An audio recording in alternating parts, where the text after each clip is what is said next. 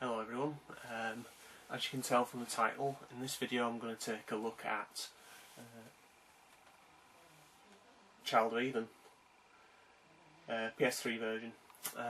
Now, yeah, it's been pretty chaotic over the past few weeks with the release of Dark Souls and Ace Combat. So, yeah, some of the early games that I got in September have been missed out so far, just because I was way too excited about showing those games. But this arrived at the end of September, and I've unfairly left it off any videos. I didn't do a overview of it when it came out, but I thought I'd do one now. Yeah, I saw reviews of this on the Xbox that looked pretty goddamn good, to be honest. It got criticised in some magazines for actually playing better on the joypad, so than actually on Connect. So when I saw this actually for pre-order for £15, brand new, I had to get it, I'm afraid.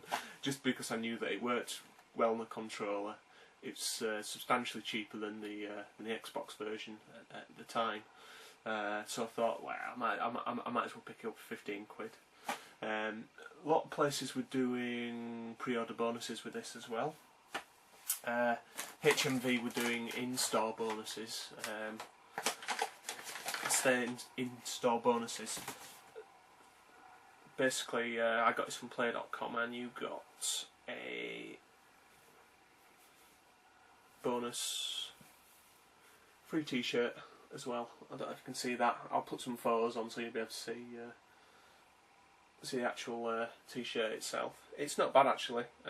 I'm never going to wear it just because, yeah, with T-shirts that I get with games, I tend to not, to be honest, just because it's nice to have the whole collection together. I'll just fold this up. Yeah, it's just nice to have the whole collection with with all the bonuses. So I'll put that back in the bag. So yeah, I mean that was a nice little bonus to get, for your 15 quid. And as I say, like a lot of online retailers actually offered that as well, as well as HMV in store. I think HMV have actually got them while stocks last. Yeah, I've heard there's not much difference between the Xbox and the 360 version. The Xbox and the 360 version. The 360 and the PS3 version. Well, get it right, Jeff. Yeah, so for me it was a no-brainer. It was price really, and yeah, these little PS3 cases are nicer. That was the only difference in me getting this on the PS3. So yeah, made by Q Entertainment, who make the Res games and every Extend Extra, stuff like that. And it's a spiritual. It's not a successor to Res as such. It's more a prequel to Res. It's got the most amazing kind of intro sequence. I think it's really beautiful, and I'm going to put that on this video as well. I don't know if I'm going to put it before this section or after, but you'll see. But the game it's gorgeous. It really is nice. If you like Res, there's a familiarity there that you'll appreciate if you're a fan of Res. Plays quite similarly, and the way that the kind of like the action, the music, the music of the action, and the action kind of like fuse into one. It is pretty, it's pretty unique. Not very many other companies do it. Every Extend Extra is one of those games where scoring at the right time, with a beat, kind of like it enhances the experience, and that's the same with Child of Eden. Yeah, I'm really not into me kind of like into my trancey kind of dance music, but I could make the exception for this just because it's beautiful. It's one of those mesmerising games that if you're actually sat in the room with someone and they're playing it, you're just kind of quite drawn into it, and it does take you off into another world. And saying that, it's quite a simple format for a game really. It's it is a shooter. It's a rail shooter, but it's much more than that. It's very strange.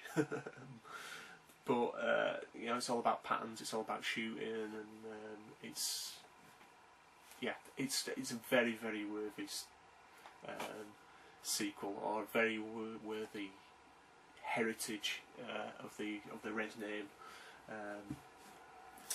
Heritage is not the right word I'm looking for, but you know what I mean. Yeah, I've very much enjoyed it. To be honest, I think I'd prefer it to Res just because it's a little bit more accessible, and I think the levels are a bit more varied as well. You get a feeling that the kind of like the enemies that you fight, and they seem to move more fluid. They seem to be like, you know, animals, and I believe that you are kind of like fighting viruses in this. Yeah, I think so.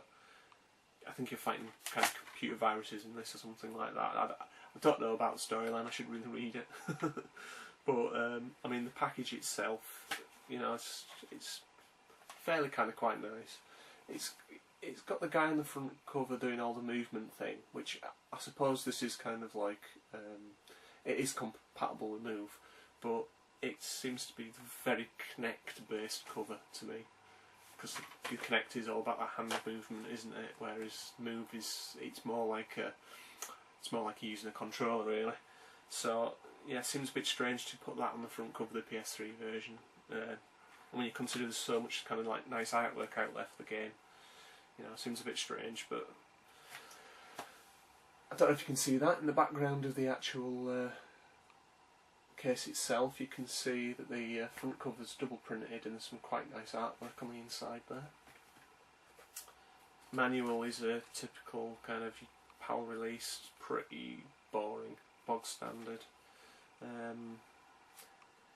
That's maybe a bit unfair. It's because it's black and white. There is a nice little bit of artwork there, but again, black and white should have been coloured. It doesn't look great in colour. But very happy with that. You can still pick this up brand new for £15, and I heartily recommend it. You don't need the Move controller. I haven't got the Move controller. I'm just using it on a standard PS3 controller, and it works perfectly fine. I think it's possibly the bargain of the year, to be honest, for in terms of new release. So I've waffled on enough. We'll get on with some gameplay now. So I hope you kind of like enjoyed that quick kind of overview, and yeah, I will see you all later. Goodbye.